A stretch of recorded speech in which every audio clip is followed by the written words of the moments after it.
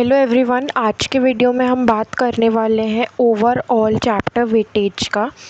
किस चैप्टर से कितने मार्क्स का क्वेश्चन आता है।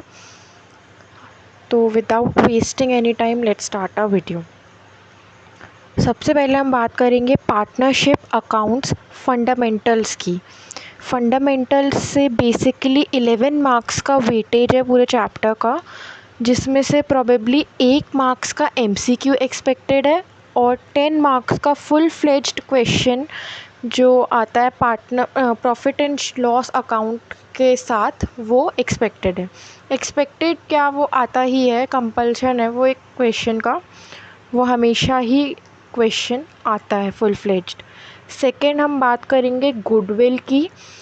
गुडविल, एडमिशन और रिटायरमेंट और डेथ, ये चारों चैप्टर का टोटल मिला के 15 मार्क्स का वेटेज है, जिसमें से गुडविल में से कोई ऐसा स्पेसिफिक क्वेश्चन बहुत रेयर होता है आना, और जैसे कि मतलब फंडामेंटल्स में से कोई भी क्वेश्चन में से एक फुल फ्लेज्ड क्वेश्चन का एक सब पार्ट भी हो सकता है गुडविल का क्वेश्चन।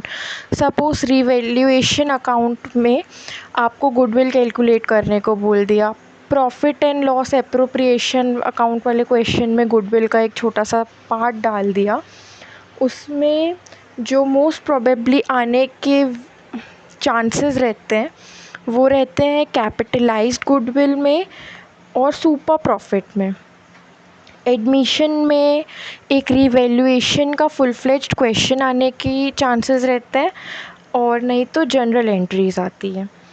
सेम रिटायरमेंट में भी और डेथ में भी रहता है, फुल फ्लेज्ड क्वेश्चन आता है, रिवैल्यूएशन, बैलेंस शीट और जर्नल एंट्री आती है अगर फुल फ्लेज्ड क्वेश्चन नहीं आता है तो।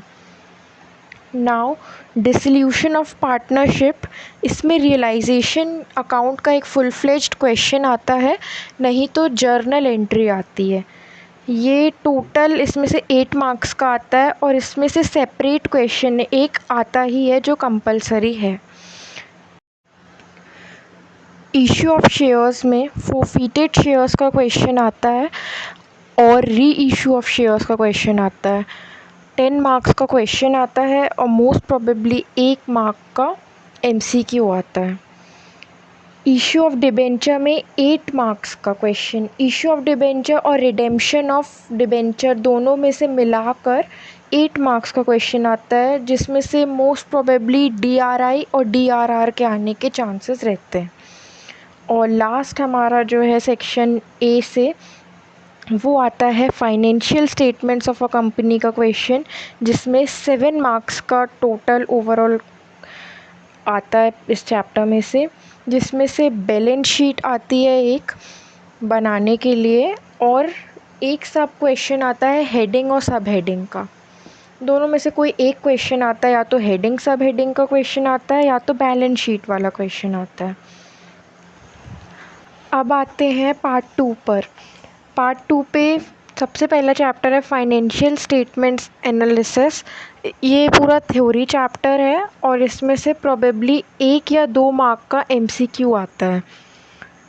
फिर दूसरा चैप्टर है tools of financial statement analysis और comparative statements and common size statements. इसमें से 4 मार्क्स का एक क्वेश्चन आता है, या तो कंपैरेटिव बैलेंस शीट, या तो कॉमन साइज बैलेंस शीट, या तो कॉमन साइज इनकम स्टेटमेंट, या तो कंपैरेटिव इनकम स्टेटमेंट। इन चारों में से कोई एक क्वेश्चन आता है 4 मार्क्स का, और ये बहुत इजी चैप्टर है, कंपल्शन है इसमें से ये चारों में से ही आता है और कुछ नहीं आता।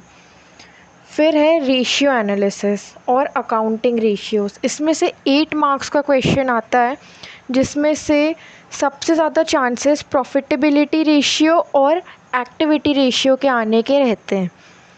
लास्ट चैप्टर है कैश फ्लो स्टेटमेंट, जिसमें से एक फुल फ्लेज्ड क्वेश्चन आता है, 8 मार्क्स का आता है इसमें से भी टोटल।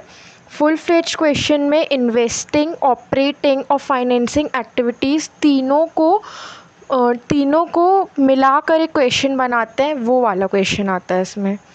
इसमें चॉइस भी आती है, अकाउंटिंग रेशियोज़ में भी चॉइस आती है समटाइम्स।